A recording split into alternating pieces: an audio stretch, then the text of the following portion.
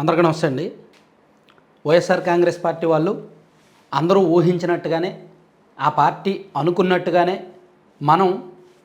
నేను చెప్పినట్టుగానే వాళ్ళు వచ్చారు. కాసేపు షో చేశారు. పోడియం ముందు కాసేపు బైఠాయించారు. గవర్నర్ ప్రసంగానికి అడ్డు తగిలారు. కొన్ని అంశాలను అజెండాగా పెట్టుకొని నినాదాలు చేశారు. ఒక 10 నుంచి 15 నిమిషాల పాటు ఉన్నారు. తర్వాత వాకౌట్ చేసి వెళ్ళిపోయారు. సో ఇది ఈరోజు వైసీపీ సభ్యులు అసెంబ్లీలో వ్యవహరించిన తీరు. అది తప్ప ఒప్ప అనేది నేను చెప్పను. విపక్ష పార్టీ సభ్యులుగా వాళ్ళ బాధ్యత అదే.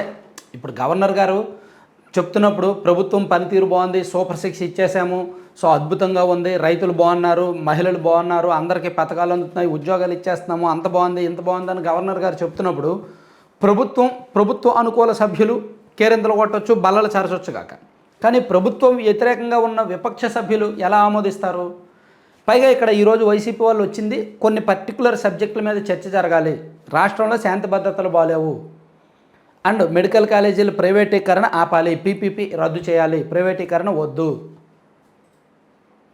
అండ్ ఈ తిరుమల నెయ్యి వ్యవహారంలో ప్రభుత్వం క్షమాపణ చెప్పాలి, తప్పు ఒప్పుకోవాలి, ఇలా అండ్ ప్రతిపక్ష హోదా ఇవ్వాలి, ప్రధాన ప్రతిపక్ష హోదా ఇవ్వాలి. ఇలా ఈ 4 అజెండా పాయింట్లతో ఆ 4 అంశాలని వాళ్ళు ప్లకార్డులుగా పట్టుకొని వైసీపీకి చెందిన 11 మంది శాసనసభ్యులు, కొంతమంది ఎమ్మెల్సీలు అందరూ కూడా సభలోకి వచ్చారు. వచ్చిన తర్వాత యాజ్ యూజువల్ గవర్నర్ గారు పోడియం ఎక్కారు. ఆయన ప్రసంగం మొదలుపెట్టారు. గవర్నర్ గారు ప్రసంగం మొదలుపెట్టిన 2 నిమిషాల్లోనే వైసీపీ సభ్యులు, ఎమ్మెల్యేలు, ఎమ్మెల్సీలు అందరూ కూడా ప్లకార్డులు పట్టుకొని గవర్నర్ గారు ప్రసంగిస్తున్న పోడియం దగ్గరకు చేరుకొని కాసేపు నినాదాలు చేశారు.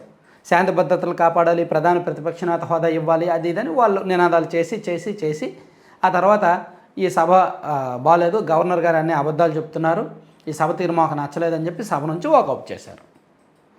సో ఇక్కడ వాళ్ళు అటెండ్ అయినట్టు అయిపోయింది. వాళ్ళు అటెండెన్స్ అవ్వకపోతే, వాళ్ళు ఒకవేళ సభకు హాజరు కాకపోతే అనర్హత వేటు పడుతుంది అనే భయం. 60 రోజుల్లో ఆల్రెడీ 48 రోజులు అయిపోయింది. ఈరోజు 49వ రోజు. ఈ రోజు కూడా రాకుండా మరో 11 రోజులు రాకపోతే వాళ్ళు అనర్హులు అయిపోతారు. సో అందుకని హాజరయ్యారు కాబట్టి గత 48 రోజులు ఇంక చెల్లుచేటి పోయినట్టే.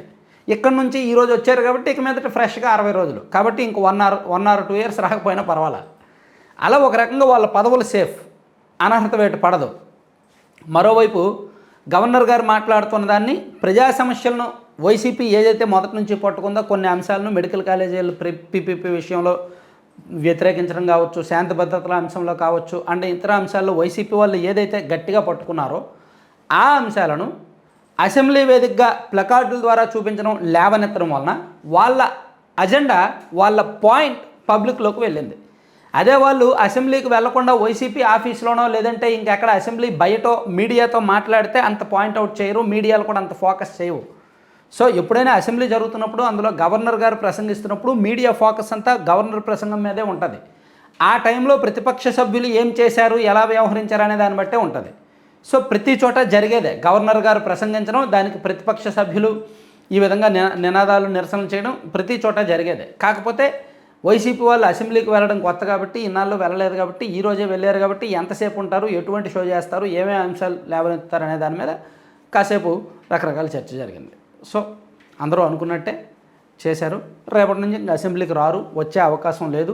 ఈరోజు సాయంత్రం after lunch YSR Congress party ఎమ్మెల్యేలతో జగన్మోహన్ రెడ్డి గారు భేటీ అవుతారు.